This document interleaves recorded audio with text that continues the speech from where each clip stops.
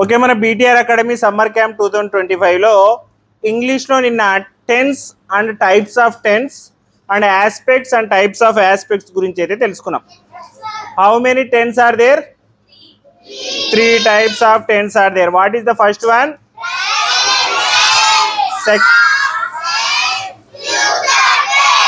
How many aspects are there? First one is continuous. Third one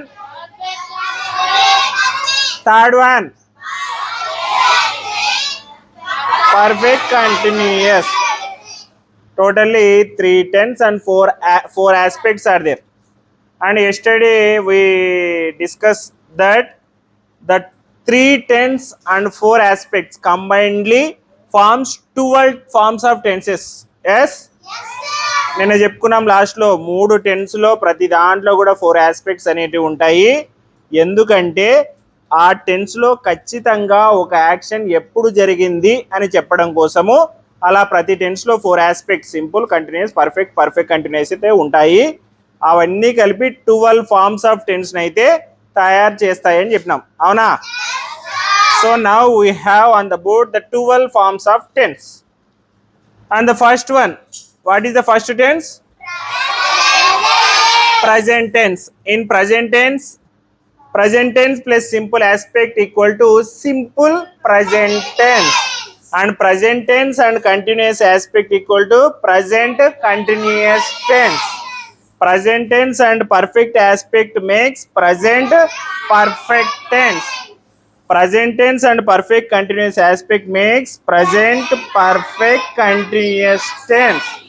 In the same way, past tense and simple aspect makes simple past tense, and past tense and continuous aspect makes,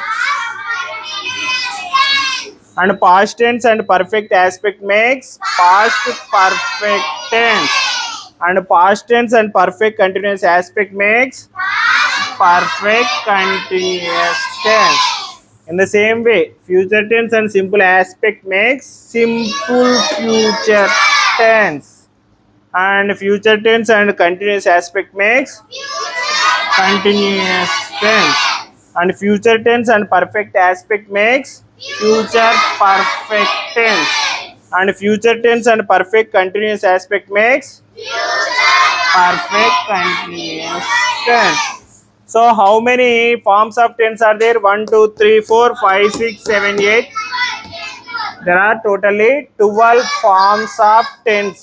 Yes?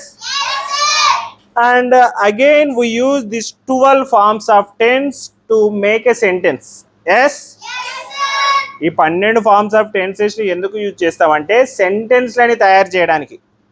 ఆ టెన్స్లో ఒక యాక్షన్ని ఒక sentence రూపంలో చెప్పాలా, అవునా? ఒక యాక్షన్ని ఒక sentence రూపంలో అయితే చెప్పాలా. So to make a sentence we want a structure.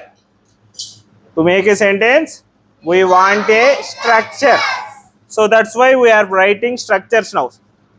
The simple sentence structure is subject plus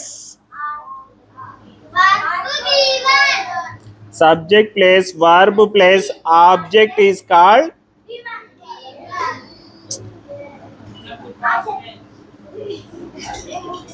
నేను ఏం చెప్తున్నా సరిగ్గా వినండి. నేను సింపుల్ ప్రజెంట్ టెన్స్ స్ట్రక్చర్ అనడం లేదు. ఒక సెంటెన్స్ యొక్క స్ట్రక్చర్లో ఏమేమి ఉంటాయంటే subject, verb, object. Subject, verb, object ప్రతి సెంటెన్స్ యొక్క స్ట్రక్చర్లో ఉంటాయి. ఓకే, అర్థమవుతుందా? Subject and verb and object every sentence స్ట్రక్చర్లో కామన్గా ఉండేటివి. Subject means who doing the action. Okay, subject అంటే పనిని ఎవరు చేస్తున్నారు ఆ సెంటెన్స్లో అని. Verb means the action, and object means the reason or result of the action. So ప్రతి సెంటెన్స్లో కూడా subject plus verb plus object ఉంటాయి. దీంట్లో కూడా ఉంటుంది సబ్జెక్టు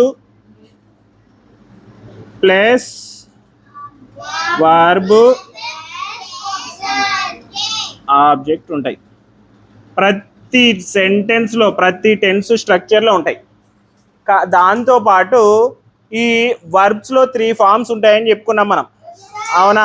వర్బ్ చెప్పుకున్నప్పుడు present form, past form, past participle form అని చెప్పి, present form, past form, past participle form, V1 V2 V3 అంటామన్నాం. సో సింపుల్ ప్రెజెంట్ టెన్స్లో ప్రజెంట్ ఫామ్ V1 అయితే ఉంటుంది, వర్బ్ 1 అయితే ఉంటుంది. సింపుల్ పాస్ట్లో పాస్ట్ ఫామ్ V2 అయితే ఉంటుంది. కానీ సింపుల్ ఫ్యూచర్లో V3 ఉండదు. కానీ ఏముంటుందంటే subject plus will or shall ఉంటాయి. ఎందుకుంటాయి will or shall? V1 plus object. So in every future tense we have to use helping verbs will or shall. Every future టెన్స్లో కూడా మనం విల్ ఆర్ షెల్ అనేటువంటి helping verbs use చేయాలి. ఎందుకంటే future అనేది భవిష్యత్తు. మనం అక్కడ ఏం చెప్తున్నామంటే జరగొచ్చు అని చెప్పి చెప్తున్నాం, అవునా? తెలుగులో అయితే ఏమని చెప్తామంటే నేను రేపు గుడికి వెళ్తాను. వెళ్ళలేదు, ఇప్పుడు ఆల్రెడీ వెళ్ళలేదు, ఇప్పుడు వెళ్తున్నానని కాదు, వెళ్తాను. అక్కడ వెళ్తాను అని చెప్పడానికి యూజ్ చేసేదే will or shell.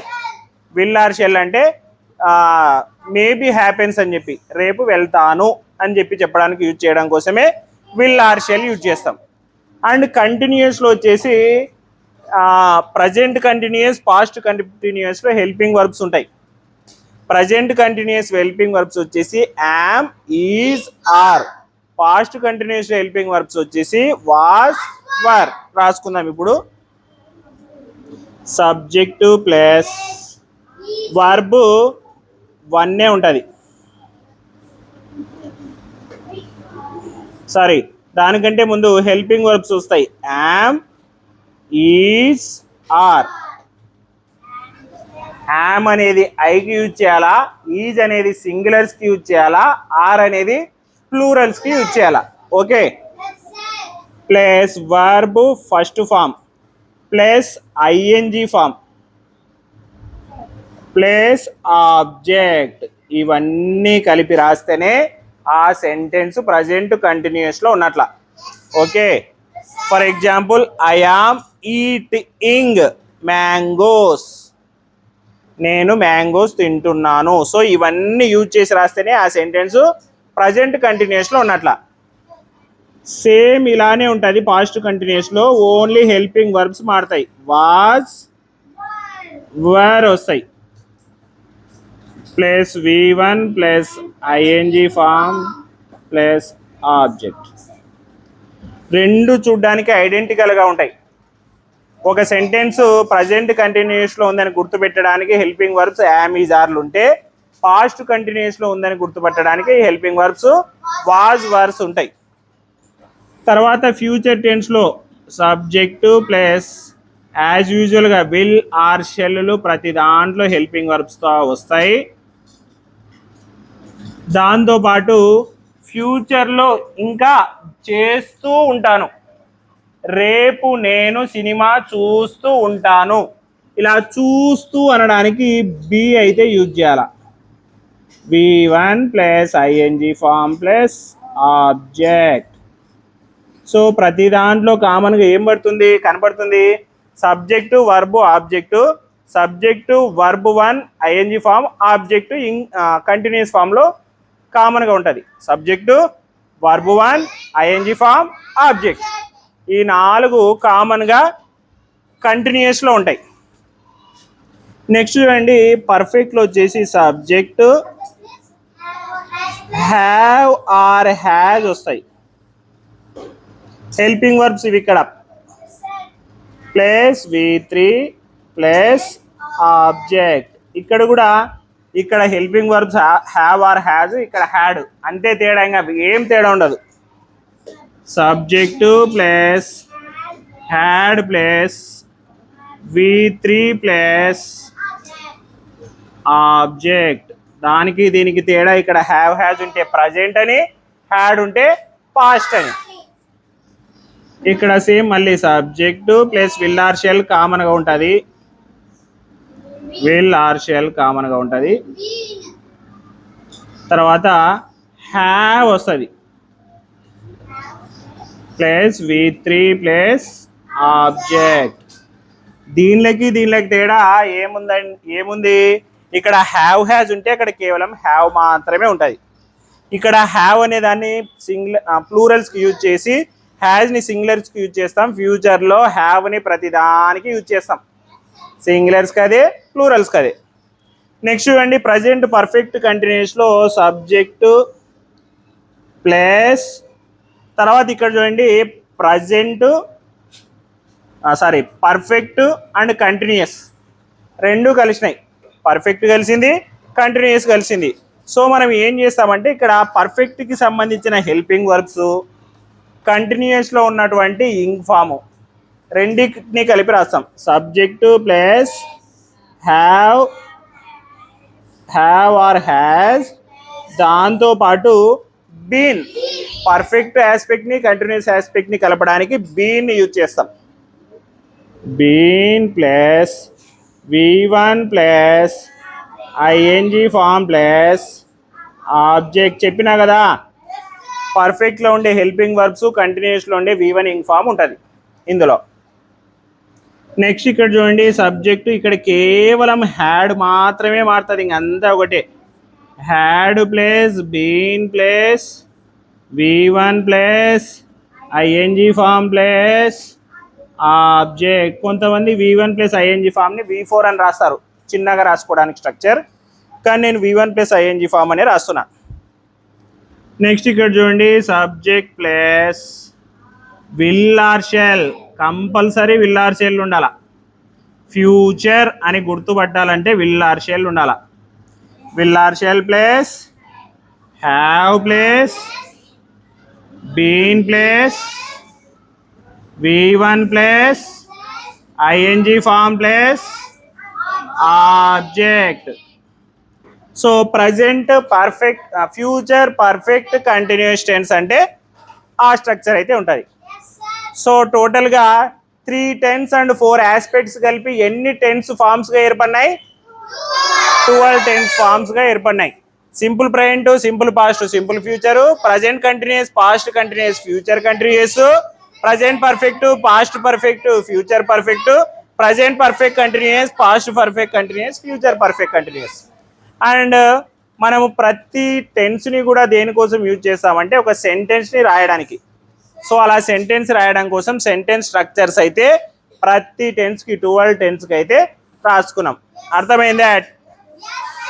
Tense and aspects agreement and also sentence structures 12 tense ఫార్మ్స్లో అర్థమైనా? ఓకే.